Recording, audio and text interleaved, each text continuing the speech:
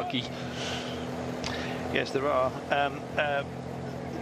Zolt Durr yesterday, the principal for STF, had a good finish. In fact, he finished in 9th place, but was sitting up. He could have possibly done a bit more, and they want more from him today. So watch the men in the double blue, as it were. Here comes the green jersey, being nursed on behalf of our leader by Andriy Kulik. And he and the Kolos team doing a terrific job of getting themselves into position, and why not? They've got a great chance today, and I think that he clearly has a great deal of belief. They believe in him. They've got other good sprinters as well, Vitaly Butz, and they got Kononenko as good lead out. So a proper team assembled by the men in lime green and blue. There's the blue jersey as well, the young rider. It's Örken for Torku. He may well have to go solo. His team did a lot of chase down work earlier on today, and you can see the Tunisian champion is also in the house, which is great to see. Likewise for the Skydive team, that is a team that can never be discounted, and Chitui, that Tunisian champion, is here as well. 1.9 to go. They're heading for this bridge, Magnus, and then there's that dastardly turn with 6:50 remaining. Yeah, it's. I don't think the bridge is going to cause too much of an issue, but you know, the drag race is definitely on budget. Forklifts are up there, just trying to set their man up for the sprint. Same thing for Southeaster. They really are being challenged for this one, and it looks like there's a massive drag race going on here at the moment. There certainly is. Defending champion Sam Vitbits is in the house. There he is in the middle of that little trio of budget men in the yellow and black with a big black square upon their back. RTS also very much in the house. Good to see that Dukla Prague are back and playing the game. Heki looking good for them, as with some others. They kind of got harried out of it yesterday. We're expected to do the job for Yuri Haimen. I don't know whether that's going to be the case this time by. This is where you have your bridge. They'll come over, and in fact we've dealt with it. The long shot didn't really tell us. That's 6:50 to go. There's your big turn now. Clock is out, and we are racing for the line. This is our finish approach. Haimen then from Dukla Prague. It's Fitbits as well from the budget boys. Everyone looking around trying to find who is where.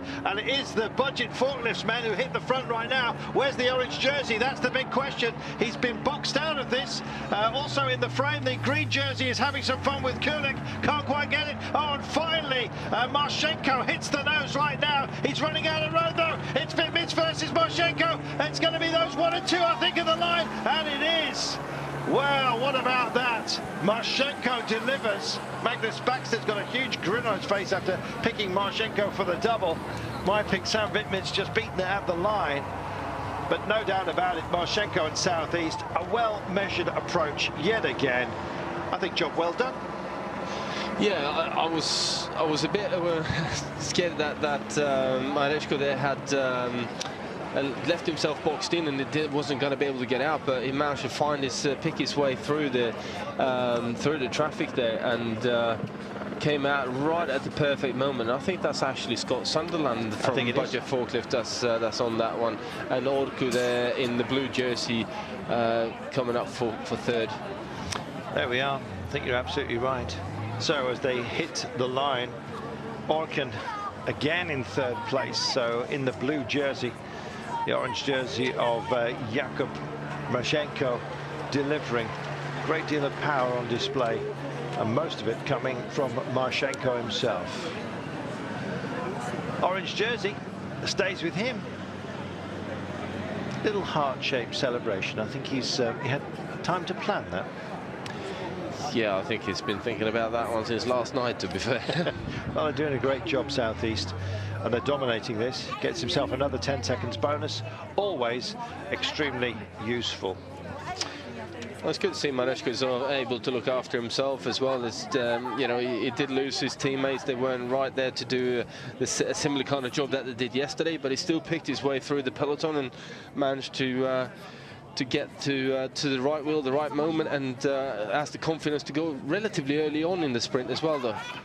Yeah, as you said, I believe, we both believe it's Scott Sunderland who lit up for Budget Forklifts. He probably believed, but look at the late charge by the man in orange, leader's jersey, and Jakup Mareczko. Now, it looking like it might well belong to him for the entire race. Very quick, and you can see what it means to his team. It's going to be a while before they get to the podium, but they're up there again, and it's a race they lead. Be happy to do so. Good sprint at the end. Magnus, a whole lot more sprinting to come in this event. I'm hoping that at least geography-wise, we see some of the beauty that does surround the lake itself and indeed the mouth of the Yangtze.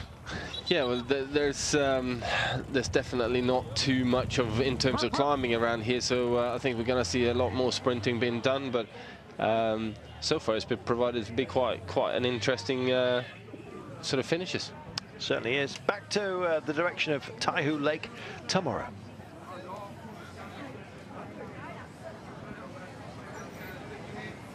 Well, we thank you for your company. If you managed to stay with it throughout the day, then give yourself a pat on the back, because not a great deal happened out there today.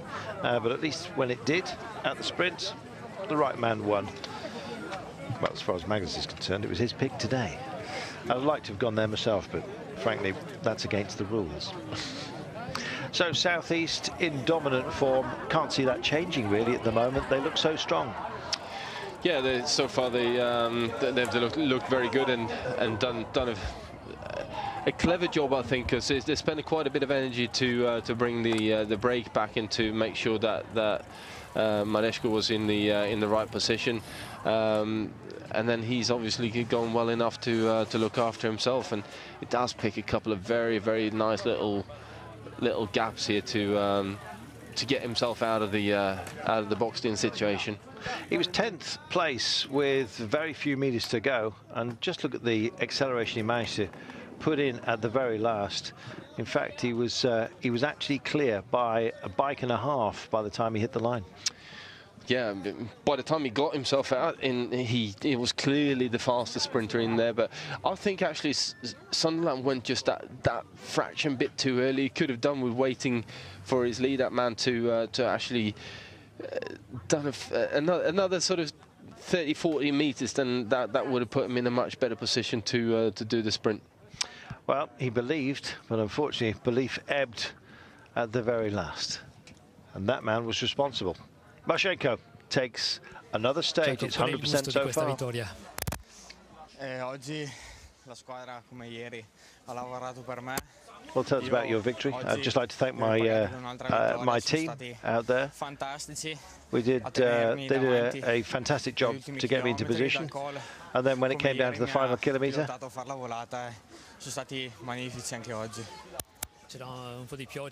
my teammates took me to the line as best as they could. He basically did it himself. Io non mi sono fatto problemi, anche con un po' di freddo mi trovo meglio, perciò. Well, today no real difficulties in particular. Everything is in place. Sounds ominous.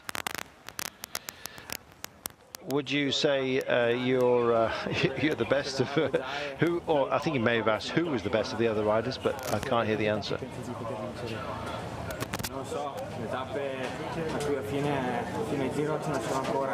Sicuramente proverò a far bene. Vedremo I risultati che arriveranno. All we have to do is make sure we're in as good a position as we possibly can when we get to the final kilometre. That's the secret of the race, Magnus. That is very much the secret of this particular race. So so far they're doing good, and I've got no doubt they're going to continue doing so.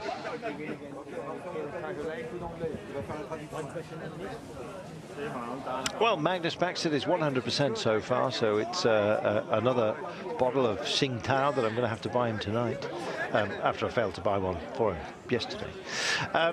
Yes, more sprinting to come. I'm afraid if sprinting is not your thing, then you picked the wrong race. I'm expecting that Jakup Mareczko could well be in dominant form throughout this entire race. He's clearly come here as the best ranked, which is why they've given him #1 status, as opposed to Sam Wittmitz, who led out Scott Sunderland today. Still waiting for an official result, incidentally, but I think transponders have been an issue today, but certainly on some of the declared intermediate sprints, which were in error. One thing is for certain, though, we know our winner. Yeah, definitely do. I think looking at the what Budget Forklifts did here, they just going too early. Scott Sunderland getting out there into the wind very, very early on in the sprint as well. Could have done with just being a little bit cooler and waiting a fraction longer before he went full gas, and he would have ended up in a position where you know, he might have had a bit more to sort of put against Mareczko.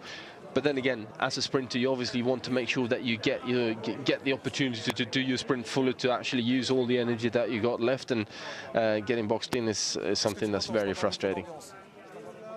I believe it was Scott Ambrose who was busy working hard for Novo Nordisk, who also featured very well at the end, and here we are.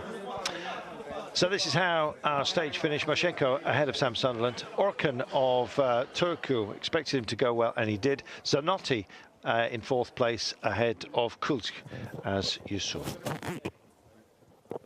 Well, it looks like the weather's playing its part as well, and here is our leader once again. I'm very happy for this victory, for me and all my team. The teamwork today for me. Well, we've already heard what he had to say.